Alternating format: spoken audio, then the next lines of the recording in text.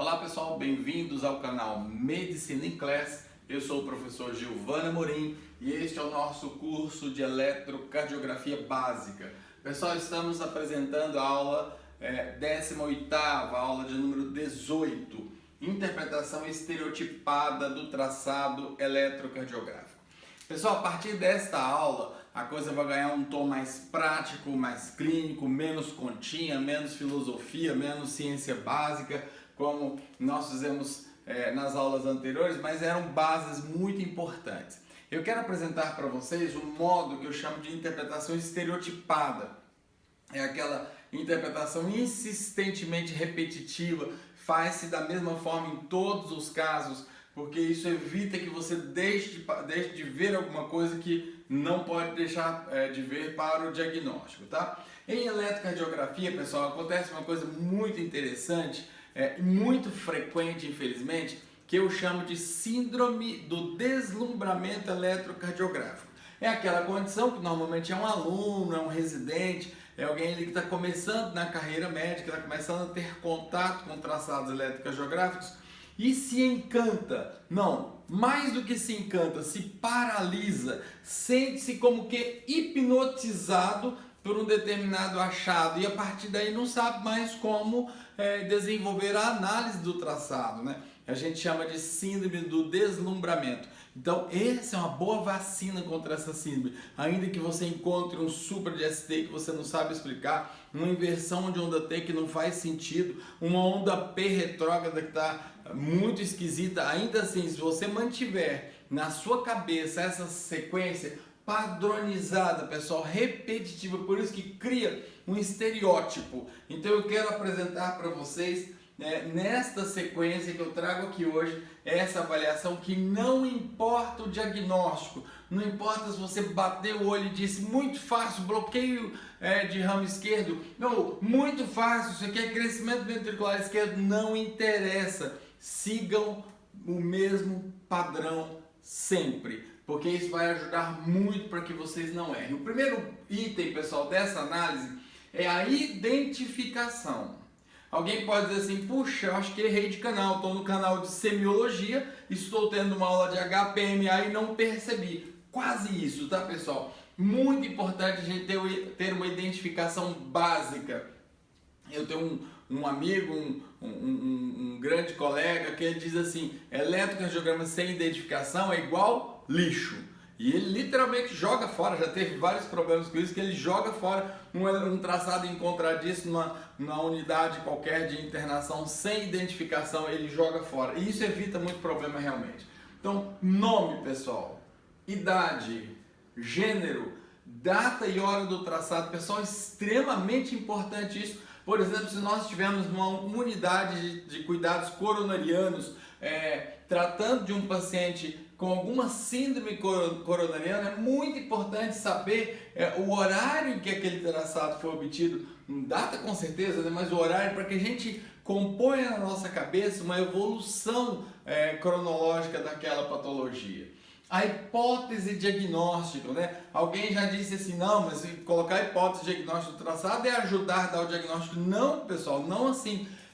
De fato é um recurso extremamente importante e é muito bom. É claro que quando não há hipótese diagnóstica, a gente consegue interpretar da mesma forma. E isso o traçado vai ser uma ferramenta de diagnóstico, de auxílio no diagnóstico, lembrando que eletrocardiograma é exame complementar, né, pessoal? Da mesma forma. Mas olha, por exemplo, a seguinte situação.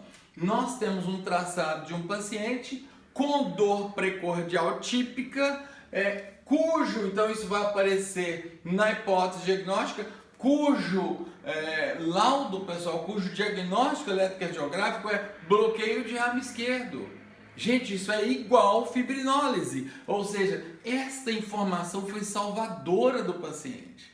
Então, não nos esqueçamos, pessoal, a identificação é o primeiro elemento que eu preciso avaliar no momento de fazer a análise de um traçado eletrocardiográfico. O segundo item, pessoal, eu chamo de diagnóstico de traçado. Não confunda com diagnóstico eletrocardiográfico. Aqui nós estamos dando o diagnóstico para o traçado.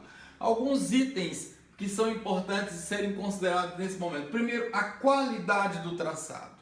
Pense no traçado, pessoal, como uma escrita de alguém, como uma grafia de alguém, né? Já que nós somos uma classe conhecida pela nossa letra ruim. Então, a qualidade do traçado aqui dita é exatamente essa ideia, né? Assim como eu posso olhar uma carta com uma letra bonita, legível, aqui também eu posso ter problema de interpretação, não porque eu não saiba os elementos básicos da eletrocardiografia, mas porque o traçado está ilegível, e ele pode ser ilegível, pessoal, por várias coisas.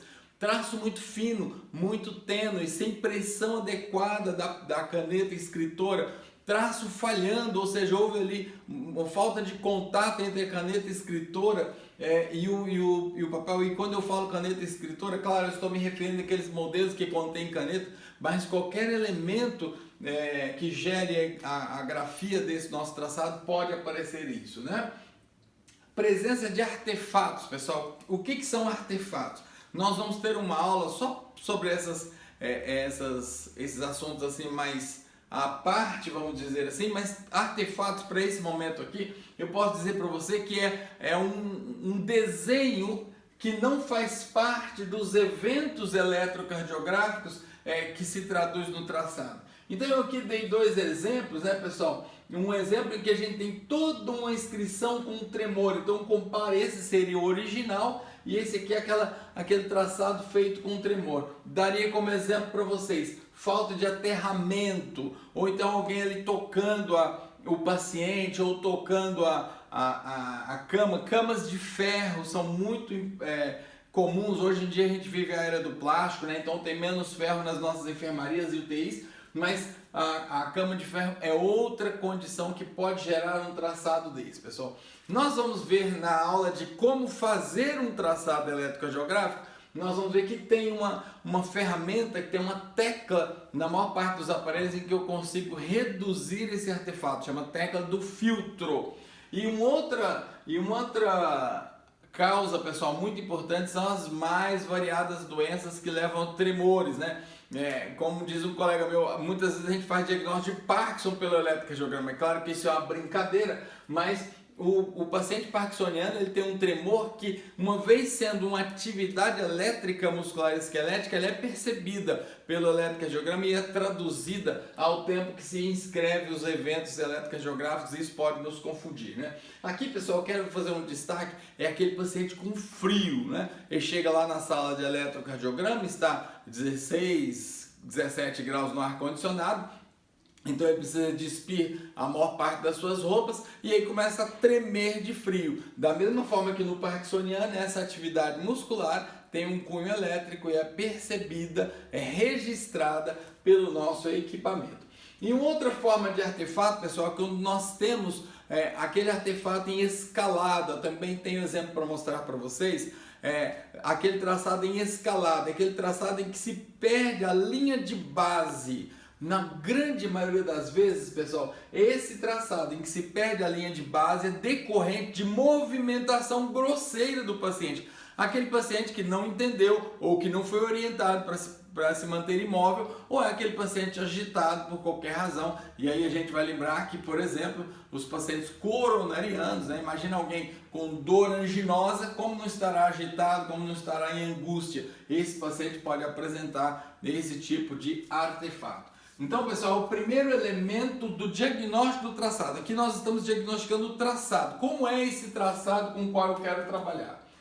Segundo item muito importante, pessoal, tem 12 derivações? Tem 12 derivações, vocês já fizeram contas e já perceberam que nós temos 6 derivações no plano horizontal, 6 derivações no plano frontal, 12 derivações ao todo. Já conversamos bastante sobre isso. Eu preciso me assegurar de que o meu traçado contém as 12 derivações. Até porque eu posso fazer todo um traçado, pessoal, com uma única ou com duas. Eu posso sortear isso à vontade. Então eu preciso me responder. Tem 12 derivações nesse traçado que eu estou querendo interpretar. E outra coisa, as derivações são na ordem que eu espero. Isso aqui é muito importante, pessoal, porque alguém, por alguma razão, clinicamente justificável ou não, pode mudar, isso aqui é configuração, pode mudar a disposição dessa ordem e isso vira pegadinha para nós, né? De repente eu estou acostumado com a VR numa determinada posição, bato o olho imaginando que estou vendo VR e não estou vendo VR. Então é muito importante isso. Normalmente, pessoal, os aparelhos eletrocardiográficos mais modernos, eles fazem 5 tomadas. Não, fiquem tranquilos, nós vamos ter isso na aula de como fazer um eletrocardiograma, ou seja, como fazer o exame. Nós vamos aprender isso aqui na prática. Mas a maior parte dos aparelhos, pessoal, eles fazem 4 fotografias, ou seja, eles fazem 4 tomadas. A primeira tomada, ele vai considerar simultaneamente D1, D2 e D3. A segunda tomada, ele vai fazer simultaneamente o registro das derivações aumentadas, a VR, a VL e a VF. Na terceira tomada, ele faz o registro de V1 até V3, V1, V2 e V3. Na quarta tomada, pessoal, ele faz o registro de V5 e V6. Isso aqui, além de gerar essa formação padronizada, escalonada, como a gente está acostumado a ver, ela gera uma outra informação importante, pessoal. O Q, um determinado Q que eu ver em D1 é o mesmo evento de D2, é o mesmo evento de D3. Claro, eu tomei Q como exemplo. Qualquer acidente do traçado que decorrente, portanto, de uma sístole elétrica, de uma atividade elétrica cardíaca, ela é simultaneamente registrada sobre o olhar desses 3 sujeitos. Depois desses 3 e desses 3.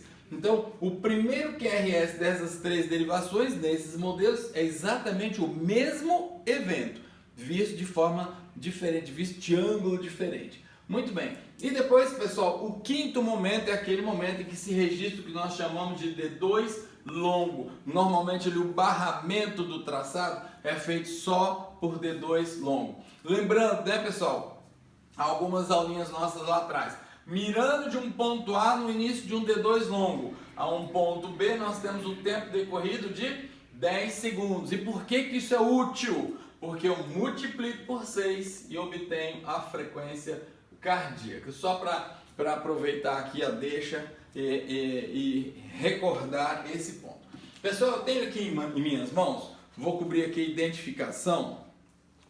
Eu tenho em minhas mãos um exemplo disso, eu vou pedir para focar aqui. Eu tenho, olha só, a tomada então é simultaneamente feita D1, D2, D3, AVR, AVL, AVF, V1, V2, V3, V4, V5 e V6 e eis o nosso senhor D2 longo. Então aquilo que eu dizia, pessoal, por exemplo, veja aqui, ó, esse batimento aqui que gerou esta imagem é o mesmo que gerou esta, que é o mesmo que gerou esta, tá? E notem vocês uma curiosidade, D1 é isoelétrico e existe uma explicação para isso. Muito bem, vamos para frente que atrás vem gente. O próximo item então que a gente vai observar, nós estamos dando diagnóstico para o nosso traçado, pessoal, é se o traçado apresenta um padrão esperado.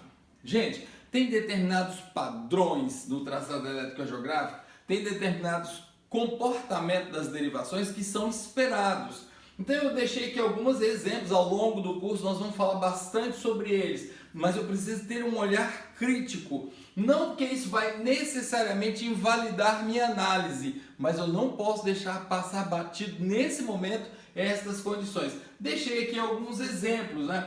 A semelhança do verbo haver, a semelhança de olhares entre derivações que têm um posicionamento semelhante, nós já vimos isso, né? Aquele momento em que nós interpretamos as derivações como os olhos observadores. Então eu vou lembrar para vocês que D1 e a VL, por exemplo, olham do alto e à esquerda. E ao olhar do alto e à esquerda, D1 e a VL precisam me entregar imagem muito parecida. D2, D3 e a VF olham de baixo para cima, e quando eles fazem isso, eles têm que me mostrar QRS muito semelhantes. Então eu já fico atento. A VR, pessoal, tem todos os seus elementos P, QRS, T negativos. E deve me chamar a atenção quando assim não é. O R cresce de V1 a V5 ou V6. E se o R não evolui progressivamente, eu já preciso ficar atento.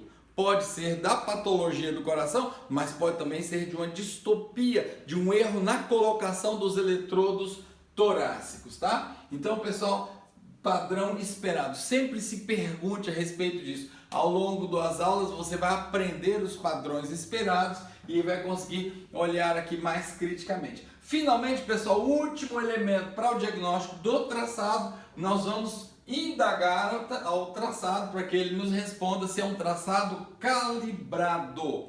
Já falamos sobre isso, mas aqui só recordando, eu devo ter calibrado o N, que é a medida de amplitude. Para isso eu obtenho, pessoal, do traçado a onda de calibração. Eu quero aproveitar o eletrocardiograma que eu tenho em mãos e apresentar aqui para vocês a onda de calibração. Pessoal, aqui está, vou pedir um zoom. Então, cal, ele tem esse padrão quadradinho. A duração, pessoal, nesses traçados eletrocardiográficos automáticos é de 200 milissegundos, ou seja, um quadradão, mas isso não importa. Nos eletrocardiogramas antigos, era o tempo que a gente ficava apertando o botãozinho para gerar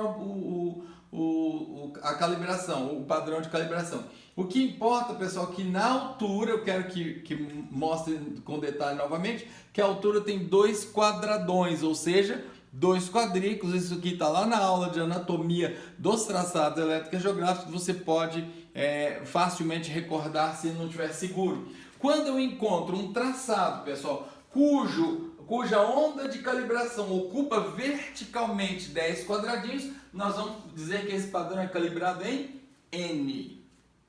Nada invalida a minha análise se tiver em 2N, tiver N sobre 2 ou 4N que seja. Porém, eu preciso conhecer essa informação para trabalhar com ela. E a outra variável, pessoal, que nós devemos saber como foi calibrado é a velocidade. Aqui o traçado tem que nos contar, tem que vir registrado no traçado qual é a velocidade em que o traçado foi calibrado. Eu vou pedir um zoom aqui, só para dar um exemplo para vocês. Vocês vão ver que várias notações, e aqui no finalzinho dessa notação N, reforçando que o traçado está calibrado em N, 25. Percebem aqui? Esse 25 é a velocidade considerada padrão, é o default da maior parte dos aparelhos eletrocardiográficos, 25 milímetros por segundo. Eu preciso, pessoal, dessas informações, senão toda a análise que eu vou fazer do meu traçado será equivocada.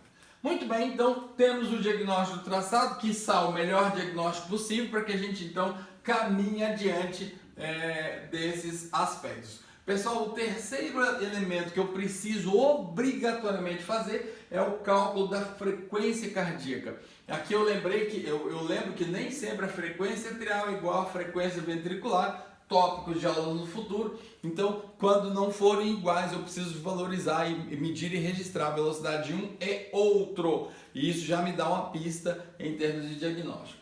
Determinar os eixos, né? Mote das nossas últimas aulas. Vocês já não aguentam mais falar de eixo, então aqui só para mostrar em que lugar que a gente mede o eixo.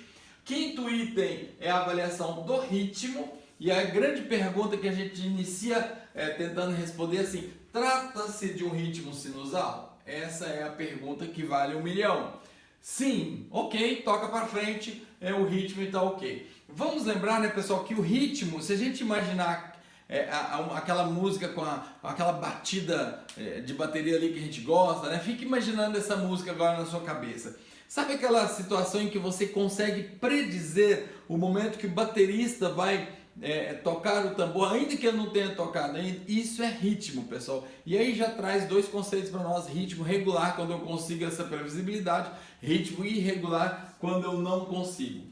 Quando ele não for atrial, ele pode ser advindo de outros sítios atriais, e aí a gente vai ter uma enormidade de arritmias, como por exemplo o flutter, a fibrilação atrial. Pode ser nodal, que é uma variação importante das arritmias ventriculares, dos ritmos ventriculares, e finalmente ventricular. Então eu preciso, nesse quinto item, responder qual é o ritmo. Feito isso, pessoal, nós vamos avaliar a condução AV. Pessoal, a condução AV, presta atenção que isso é muito importante, eu vou repetir muitas vezes, mas a condução AV é uma propriedade é uma propriedade do ritmo sinusal. Se o ritmo não for sinusal, por exemplo, eu estou diante de uma fibrilação atrial ou de um flutter, que não são ritmos sinusais, uma taquicardia atrial, um marca-passo atrial migratório e por aí vai, acabou esse item e eu vou dizer que ele está prejudicado porque não é ritmo sinusal. Cuidado! Cuidado! Muito bem, então eu vou analisar dois elementos, pessoal, o intervalo PP, o distanciamento entre as ondas P, e aí eu vou me valer muito de D2 longo para fazer isso, né? E o intervalo PR, tá? E aí a gente vai estudar a condução sinoatrial e a condução atrioventricular propriamente dita. Tem inclusive novidade, tem pesquisa nova nessa área, tem coisa bacana para a gente estudar. Depois do sétimo item eu vou estudar a condução intraventricular. E para isso eu vou analisar morfologicamente os QRS e também medir a sua duração. E daí virá um diagnóstico como bloqueio de ramo direito, bloqueio de ramo esquerdo, bloqueio da divisão anterosuperior do ramo esquerdo, bloqueio da divisão póstera inferior do ramo esquerdo. O oitavo item, pessoal, é o crescimento de cavidades. Crescimento de cavidades atriais, crescimento de cavidades ventriculares, um tema da maior importância com um impacto clínico muito grande. No nono item, e aqui particularmente quem não faz cardiologia, pessoal, precisa ter um belo de embasamento aqui. Se o sujeito faz emergências, faz UTI e não é cardiologista, tem que ter muita segurança aqui, né? Que são as síndromes coronarianas. Por quê? Porque representam risco de vida, né? Isquemia, lesão e infarto. Fiquem tranquilos, nós vamos ter aula para isso, vai ficar bem claro aí na sua cabeça. No décimo lugar, a gente vai analisar defeitos intrínsecos, por exemplo, vias acessórias, como é o caso da síndrome de Wolff-Parkinson-White, a síndrome de Logan-Levine e assim por diante, que essas últimas que citei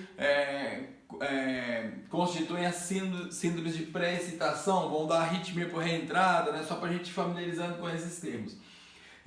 E defeitos outros que podem manifestar sinais que eu não percebi nesse pool de condições vistas aqui. Tem coisa bacana aí para a gente ver. O 11º item, pessoal, é uma miscelânea. É uma miscelânea de condições sistêmicas, pulmonares, cardíacas, né? Então, musculares. Então é uma salada de situações que nós chamamos de condições associadas. Me lembro recentemente, a gente fez um diagnóstico de uma distrofia de Duchenne a partir de um achado no eletrocardiograma. Não é? Tem um padrão conhecido para embolia pulmonar aguda, tem padrão conhecido para hipotermias graves, distúrbios eletrolíticos, como por exemplo hiperpotassemia e por aí vai. Tem muita coisa também que joia da gente estudar.